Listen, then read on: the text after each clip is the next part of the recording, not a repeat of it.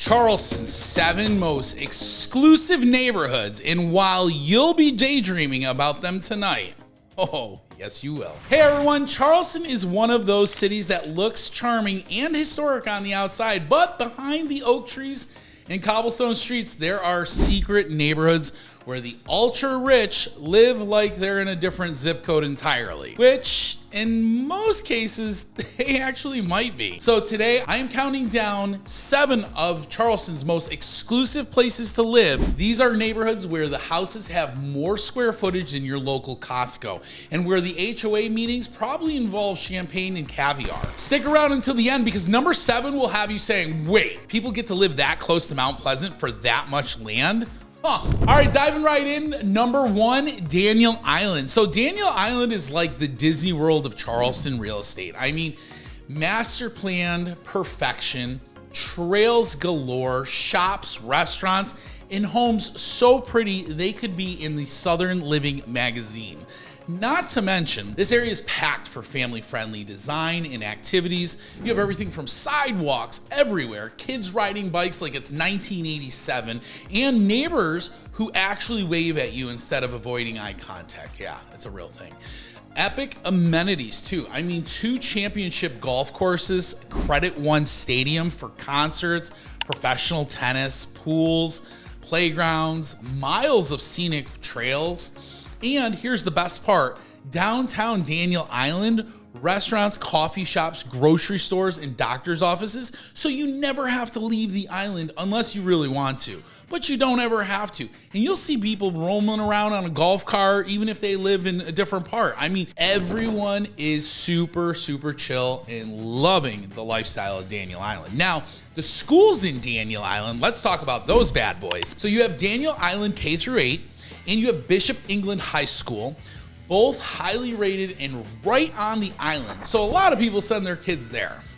Now let's talk about market. Well, the median price in Daniel Island is about 60% lower than Sullivan's Island. You'll find out why I use that in a reference here in a second. But it's 60% lower than Sullivan's Island, but don't be fooled. Affordable luxury here still runs from the mid 800s up to $2.5 million. And if you want a waterfront estate, we're looking closer to $4.5, $5.5, $6.5 million. And if you want community plus luxury, Daniel Island is where all the cool kids and their golf carts hang out. So yeah, God, I love me some Daniel Island. All right, moving on. Number 2, South of Broad. Yeah, downtown on the peninsula. So this is Charleston's oldest money stronghold. If you got old money, this is where you're at. If Daniel Island is the shiny and new, South of Broad is all about the legacy, the prestige, and homes with actual ghosts from the 1700s. None of these 1900s ghosts. Those ghosts suck. 1700s ghosts though, that's where it's at. Those ghosts are cool. Now let's talk about architecture. So down on South of Broad, you've got Georgian, you got Federal, you got Greek Revival, Victorian. I mean, basically the whole gambit. Houses here are older than most countries and governments, which is kind of crazy to think about. Now, the market on South of Broad, median home prices sit around $2.7 million, with many selling privately before they even hit the MLS. Recently, there was a home on South of Broad that recently sold for $250 million. What did you just say? $250 million. Who has $250 million lying around? They're like, you know what? I want to buy the oldest home in America right there in Charleston, South Carolina. No. Forget Dubai. I don't want all that. Charleston, South Carolina, baby. I want to be right on the water. I want to see the water coming into my front door. $250 million. Got it. All right, moving on. Lifestyle. So this is actually where Charleston's social elite lives. South of Broad is it's where all the big players are at. And if you want to think like yacht clubs, art galas, dinner parties, champagne, caviar, you'll need to remember which fork goes with which salad, okay? That's the kind of parties we're talking about here. Like, which fork goes with which salad, and do I start on the outside and work my way in, or do I start my way in and work my way out?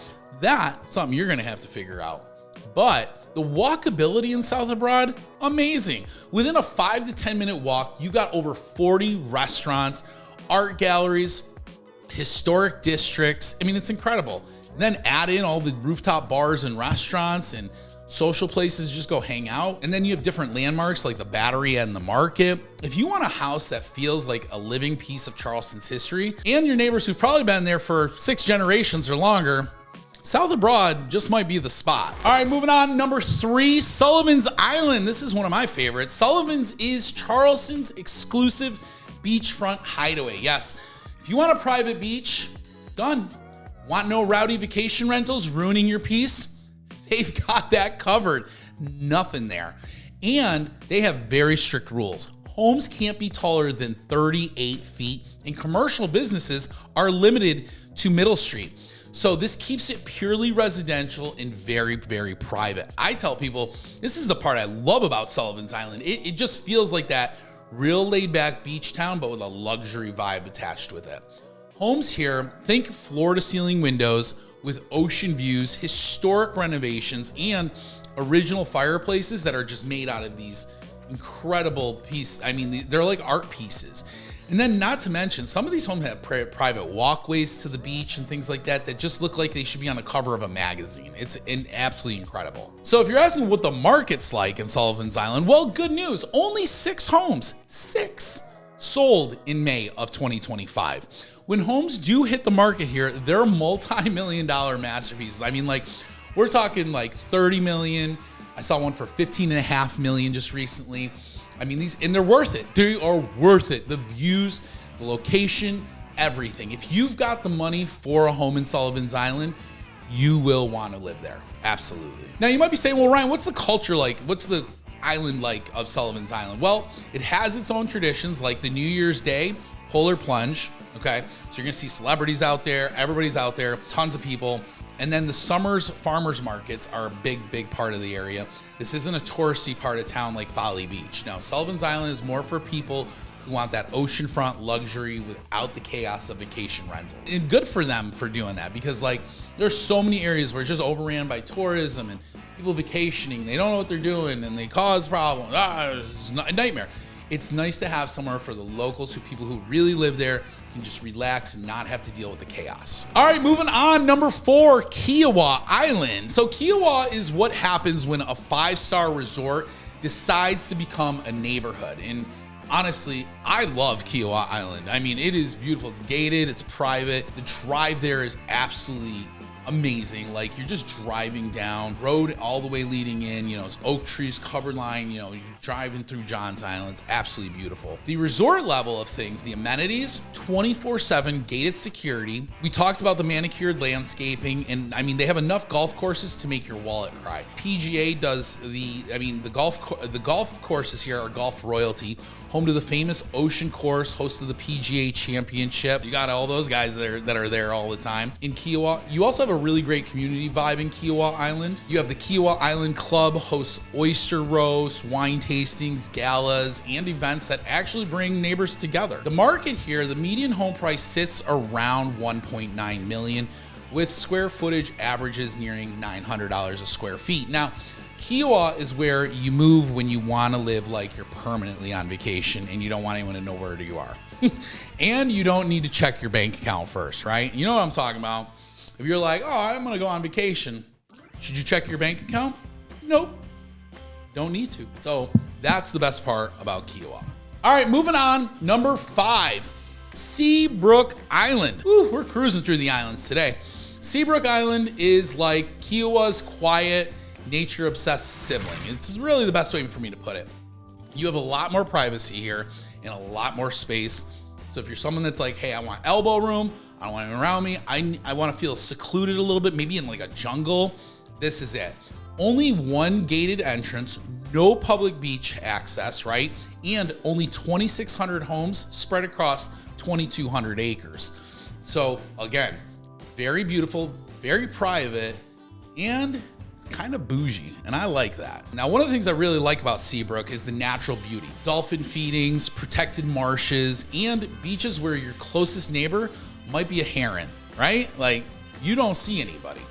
The amenities here are fantastic. You have 2 golf courses, a full equestrian center. So if you've got kids or you like to ride horses, you have that. And those even do beach riding lessons, which is incredible. You also have tennis courts and a private pickleball area and a private beach club.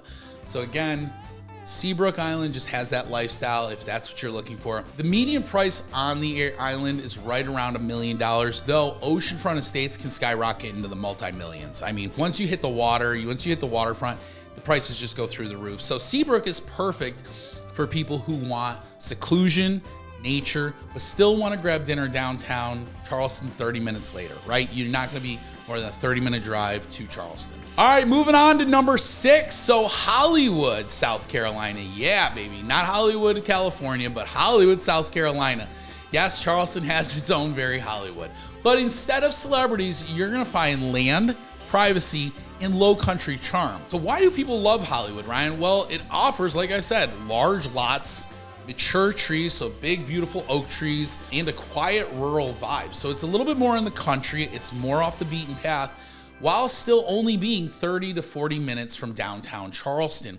Plus, this area is an area where you can find neighborhoods that are going to allow things like boat access, boat launches. This is a great area where I'm starting to see some new builders developing, and they're selling some homes for the 6s, 7s, but you're getting like a full acre, 2 acres, and it's a lot of property. So again, if you're somebody that's like, hey, we don't want to go all the way out to Somerville, we kind of want to go down this way. Well, then that's towards Hollywood, and that's where I would actually start looking, especially if you have dreams of a boat one day. Now let's talk about water access. Many of the properties there are on the Stono River and the Intercoastal Waterway, which makes it absolutely perfect. If you're a fisherman, boat lover, it doesn't matter. You know, they haven't really refined the gem yet. Like there's not a whole lot out there. I warn you, there's not a whole lot out there, but if you can get down with the idea of just kind of being out there and being a late way from, civilization a little bit, you're okay to make a 20-minute, drive to go to the grocery store, then this would be an area I would certainly check out. Now, market prices here are more approachable than other barrier islands, with options ranging from the single-family detached homes to, like I said, these big sprawling estates with tons of acreage. Think fishing in the morning, family cookouts in the afternoon, and driving into the city for dinner without feeling like you live out in the middle of nowhere. Hollywood is ideal for that reason. Buyers who want space and privacy without giving up Charleston's conveniences. And honestly, that's kind of what I like. Now, I just think they do need some other grocery stores and other things out there to really boost that area and get things going. I always say to people, like, areas need a few things. They need good schools, they need good restaurants, they need a good shopping area, good grocery store. Then the community will build off of all of that. So I really believe that. Now we've gotten to number 7 on the list. And this is one I told you guys you wanna stick around for this one. This is one I was like, don't go anywhere. This area is called Awendaw. Let me say that again. Awendaw. Yep, I said it just like that, Awendaw. So Awendaw, South Carolina, finally, let's talk about the spot that is truly gaining a lot of serious attention here. It's location, location, location here. You're just minutes from Mount Pleasant, you're close to the water, and you're surrounded by nature preserves. The lot sizes in a lot of communities in Awendaw are massive, I mean huge. There's in one neighborhood that offers up to 1.5 to 2 acre plots. Compared to what you're gonna find in Mount Pleasant for that same size home, I mean, you're talking $1 million difference in price. So I have buyers who are looking at some neighborhoods out there where they could build a 3,000 square foot home, 3-car detached garage for right around $850,000, brand new, okay? Drive 20 minutes into Mount Pleasant, or they can buy in Mount Pleasant, buy that same home, much smaller lot, and what'll probably be closer to 2.2 million. So again, it's just all about going out a little bit to get more home or get more bang for your buck. This area is perfect for buyers who want that room to spread out though. If you're somebody that's like, hey, I want a pool, a workshop, you just want to have space for your kids to run in the backyard, I get it. Some of these neighborhoods here, these home sites, the lots are just tiny. They're postage stamps. And it's just not a lot of space for you and your kids to play unless you go to a public park in your neighborhood, right? But I gotta be honest with you, I don't wanna stand in my backyard and hear my neighbor sneeze. And I get that. So that's why I think these neighborhoods really are amazing for people who are relocating here. Now let's talk about your waterfront dreams, right? Many homes sit near creeks or marshes, offering direct access, kayaking, fishing, and boating. And there's also a ton of public boat launches in Onondaga nearby. And the market there is still developing, which means big value potential. As Mount Pleasant continues to grow and close out, Onondaga's prices are expected to rise. Onondaga's for people who want that space, water access, but still feel the need to be close to the shopping and restaurants in Mount Pleasant and the schools. Because if it was me, I would probably buy an Onondaga but send my kids to a Mount Pleasant school, whether that be Catholic school, a private school, or what have you. All right, so let's talk about some quick takeaways from this video. Charleston's luxury market is built on 4 different pillars. So one is its location. If you're somebody who's desiring waterfront or downtown is your life, that's what you want, then location is very important. The next one is scarcity. So limited land, limited homes mean limited supply. And I'll tell you what, they're not building more land. And so once it's gone, it's gone. And that's really where I say you gotta start looking now. You gotta start creating a plan for what you wanna do, especially when it comes to relocating to Charleston. Now, number 3 on the pillars is unique features. So some homes have a ton of unique features that you won't find in other homes or new construction homes, which again makes that home more valuable. Sometimes it's as simple as a pool and a hot tub to everything from heated floors throughout the first floor. I mean, really just depends on what you're looking for. The other thing that really boosts the luxury value here is the prestige. Names like Kiowa, Sullivan's, Daniel Island, and South of Broad. I mean, I know that doesn't sound like it should play into it, but it does. It plays a big factor. People are very proud of the area that they come from here. And those names carry serious weight. While days on market do creep up and inventory is still incredibly tight, sellers can wait for their price and buyers need to be ready to move fast when something amazing pops up. Like when you see it, you need to jump on it, because I'm telling you, I see stuff all the time. I'm like, oh, that's so beautiful. And then next day I go show my wife. I'm like, hey, look how beautiful this is. Oh, it's already active contingent. Never mind. Continue on. Continue forth. I will shut my mouth for another day. So which of these neighborhoods fits your vibe? Let me know in the comments. You're like, Ryan, I'm with you. I want Sullivan's Island. Whatever it is, let me know. I always tell everybody that, Daniel Island's for that family-friendly luxury. South of Broad is for your historic elegance. Sullivan's is for that beachfront exclusivity. Kiowa for resort and style living. And then, of course, Seabrook for peace and nature. Hollywood for land and privacy. And then Onondaga for water access, space, and just being minutes from Mount Pleasant. Guys, I'm Ryan McHugh, and this is Living in Charleston, South Carolina.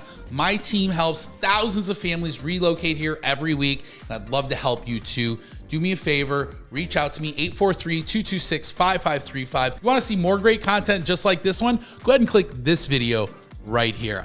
I'll be expecting your text or call.